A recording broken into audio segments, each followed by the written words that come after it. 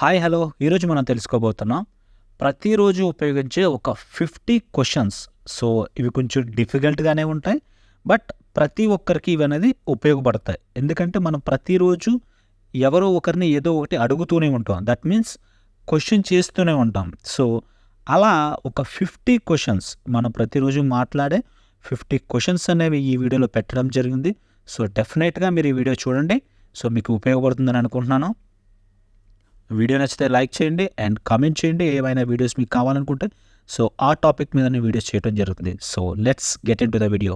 Whom did you ask? ఎవరిని అడిగావు? So మనం హూ అంటాము, బట్ హూమ్ అని చెప్పేసి అనాలి. హూమ్ అంటే ఎవరు అని అర్థం వస్తుంది. So whom did you ask? ఎవరిని అడిగావు? Whom do you ask? ఎవరిని అడుగుతావు? సో అక్కడ డిడ్ అంటే జరిగిపోయిందని, డూ అంటే అడుగుతావు అని చెప్పేసి మనం చెప్తాం. So whose book is this? So ఈ పుస్తకం ఎవరిది? మన కాలేజీలో కానీ స్కూల్లో కానీ అడుగుతుంటాం కదా. So whose book is this? ఈ విధంగా దాన్ని అడగాలి, ఎవరిది ఈ పుస్తకం అని చెప్పేసి. So whom do we have to meet? మేము ఎవరిని కలవాలి? So whose relation are these people?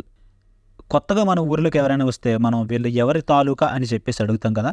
So దానిని ఇంగ్లీష్లో ఎలా అడగాలంటే whose relation are these people?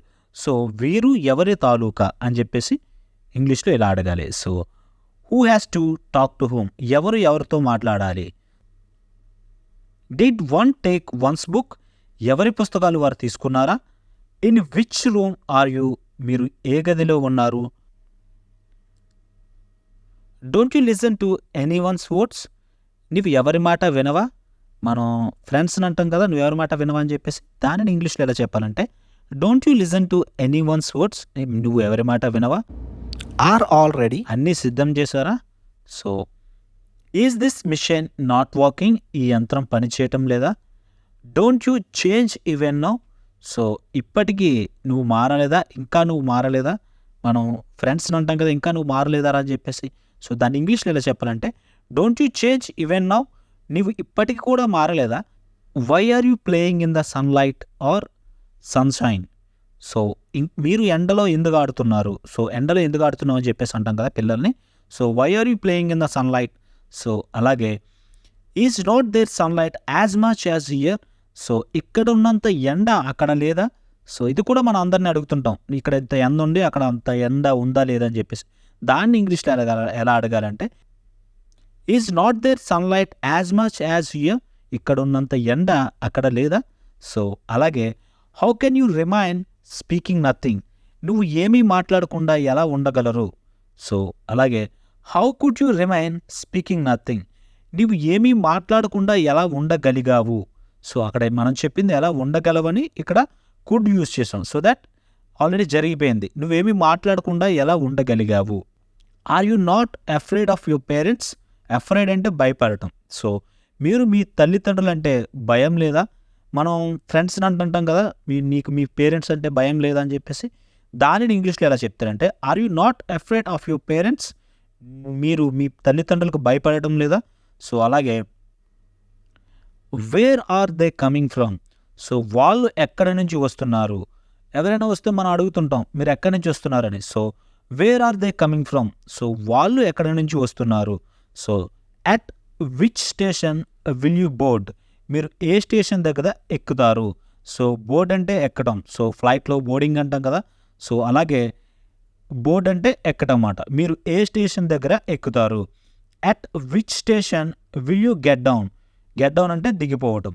మీరు ఏ స్టేషన్ దగ్గర దిగిపోతారు?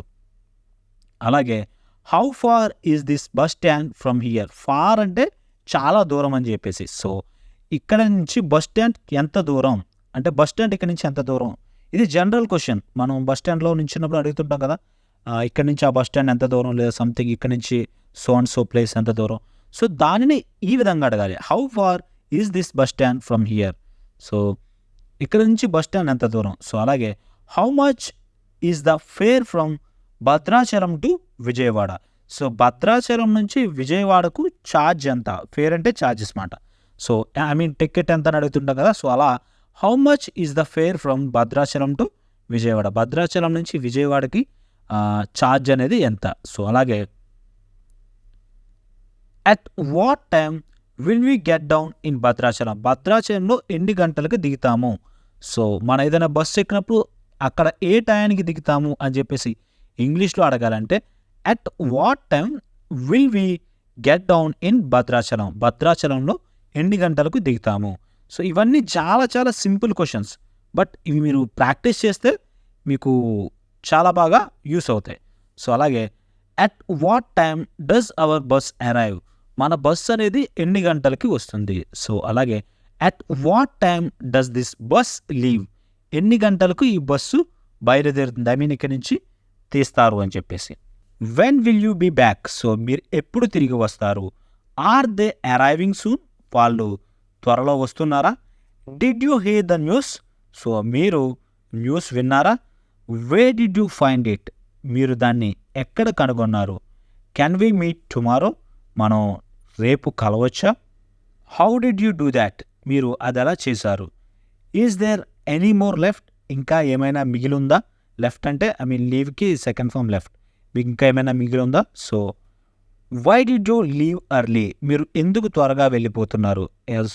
ఆర్ఎల్స్ కాలేజ్ ఆర్ఎల్స్ ఆఫీస్ నుంచి కానీ ఎందుకు తొందరగా వెళ్ళిపోతున్నాం అంటాం కదా, దాన్ని ఎలా అడగాలంటే ఇంగ్లీష్లో why did you leave early, మీరు ఎందుకు తొందరగా వెళ్ళారు.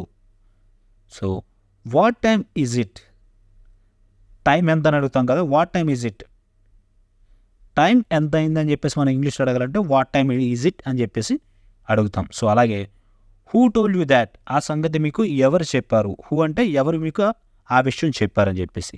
డూ యూ అండర్స్టాండ్, మీరు అర్థం చేసుకున్నారా. Can you help me with this, మీరు దీనికి నాకు సహాయం చేయగలరా. Have you finished your work, మీరు మీ పని పూర్తి చేస్తారా.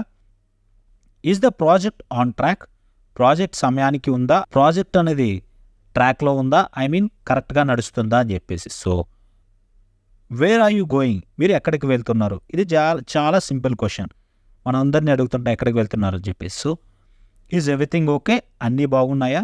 మనం ఆల్ ఓకే అని చెప్పేసి అనకూడదు, ఈజ్ ఎవ్రీథింగ్ ఓకే, అన్నీ బాగున్నాయా, అంతా బాగుందా అని చెప్పేసి. సో హూ ఈజ్ ఇన్ఛార్జ్, ఇక్కడ ఇన్ఛార్జ్ ఎవరు.